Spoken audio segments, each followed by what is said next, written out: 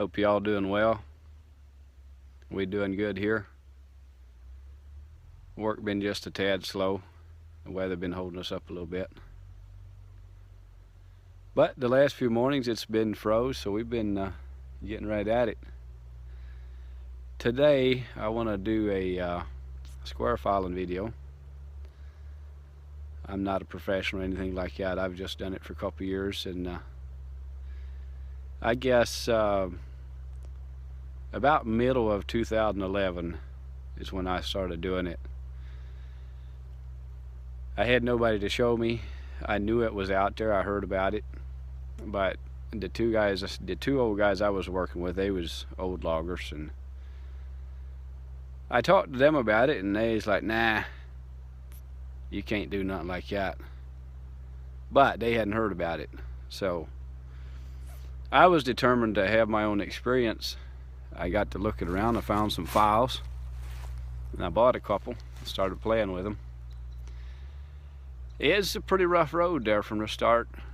It's I didn't know nothing about it. Didn't know what it was supposed to look like, but I guess about a year, 2 years into it, I found a spec sheet for race chain, and I downloaded that, and that's kind of when I really got to knowing what it's supposed to look like and all that. So yeah, it's been fun. And yes, I used this square grind hand filing. I've used it in any kind of hardwoods that's out there. I guess we got just about any kind of hardwood there is.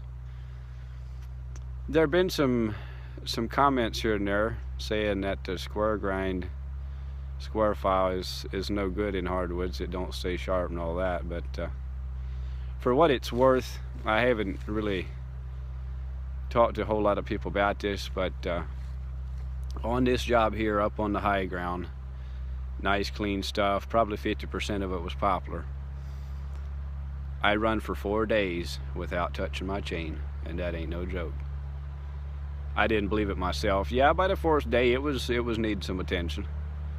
But I cut for 4 days with this square file. Never touched my chain. But anyway, I'm gonna get started here. And the reason I'm doing it out here in the woods, I was gonna do it at home in the garage the other day, and I got to thinking maybe it'd be better if I done it out here in the woods. There's some people commented that it's too hard to do, you can't do it out in the woods or whatever, but of course I got a little helper here to help me, but I'll just show you that here.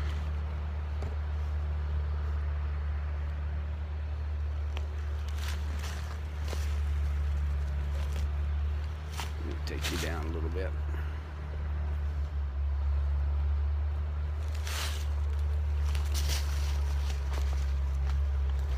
There's my stump vise that I built a couple years ago. It's just got a tree stand screw part of a tree stand step on it. It had the prongs, but with this way here, you can pretty much turn it in by hand, and you can position your saw in any angle that you want. So this little log can get you a nice seat. Maybe I won't knock you guys over back there. You just turn your little thumb screw in. Now I'm going to turn this sideways. And I hope I got you where you can see. Yeah, you can see that. Alright, this is how I go about sharpening from the top down. Let me find I always have one starter tooth. Right there it is. I file a little bit in front of the raker so I can tell which one it is. You don't have to do that. That's just the way I do it. Bring it over the middle of the screen where you can see it a little better. I hold this is my file handle, and the reason I use these balls is I can hold this file in any angle. My handle, the feel of my handle does not change. So when I first set my file in there, I get it right, then I'll lock my hand on the file for that tooth right there. My feel of my handle stays the same. I lock it in, and that's why I like these golf balls for handles. You can turn your file in any angle and just lock it in. And for those of you who've been wondering, these, let it focus there. Let's see if I can get it to focus in. Those are the files that I've been using since I first started. Vallarbe is V-A-L-L-O-R-B-E, Swiss made. Those are the files, and as you notice, the grain goes straight across. These are the best that I have found. I've used a couple different brands of the angle cut ones, and I like these the best. Alright, let's see if we can do something for you here. You just kind of figure out what your angle is. I don't always get too particular about it, but if you notice how my file sits in there, the worst problem I have is right here, is keeping that corner right in the right place and tilting your file the right way this way. See, you know, the more you tilt it one way or the other, that's going to make a difference in your cut. But my problem is, my biggest problem is when I stand over top of this and looking down from the top, my keeping my file at the right place there, my line of vision from the top down, that is actually not right. It's a little bit past, but there again, experience, you just got to experience it and you'll see what I'm talking about. But you do a few strokes, and you look underneath and see what it's doing, and then you can adjust from there. But I'm gonna file a couple of them, then I'll show you what they look like.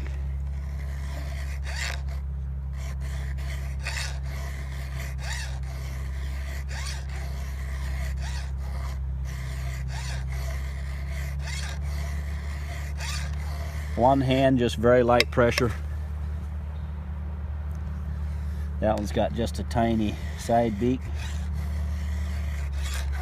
I gotta hold my file up a little higher in the back end than what it actually looks like visually. Let me file another one. Make sure you can see that.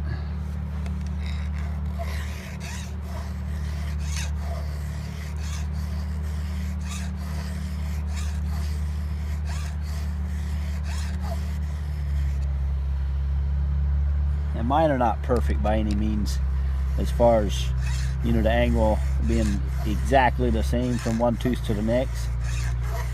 I try to keep them as close as I can visually, but there again, hand filing it's nothing precise, you know. It's just I always file one tooth and kind of inspect it. But I'm gonna show you that one. That one's about as good as any.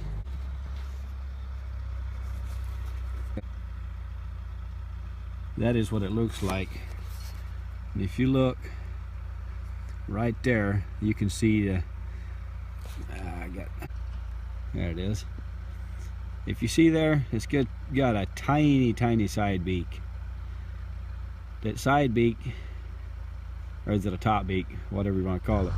But if you can see, all right, give me a, if you look, just focus in again. If you look right there, right at the top, right there, there's that little side beak right there. That don't hurt. I actually kind of like them just a little bit. And if you look, the corner, the inside corner is about where it needs to be. I tend to ride up a little higher. What I mean is this back corner here, where that comes down right there, I tend to ride up a little high, but you just raise the back of your file up a little bit. But that inside corner don't matter as much. your outside, your cutting edge is what needs to be pretty close right. The other thing I do is, you can see right here it looks round right there. I do that with a round file, and me and Buchan had this discussion. I don't think it makes a difference, because I have always took mine out. I don't know why, it's just what I've always done. Buchan says it makes no difference, and I can see what he's talking about. You know, it shouldn't make any difference in the cutting, but he's going to do a side-by-side video too, so you'll be able to kind of see that, you know, leaving it in. I've always just took the gullet out. What I mean is this part right here, because as you can tell, the file don't cut as far down as what a round file would. I've always just took it out. You know, every 3 or 4 filings I'll take it out, but it's not that you have to. But that's what it looks like. But there's a visual on the side from what my side plate angle is right there. If you can kind of see that. My top plate angles are not all exactly precisely the same, but that's about I try to somewhat run with the guideline in the back there. But yeah, there's that crazy old muffler that I built for this thing. It really helps. That muffler's perfect for this saw. I'll do a little bit more filing for you so you can see.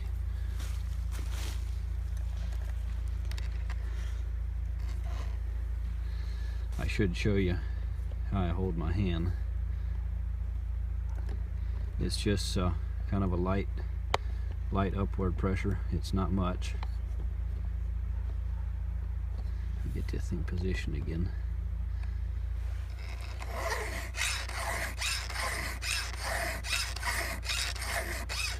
And I'm not taking off much at all. It takes off a little at a time.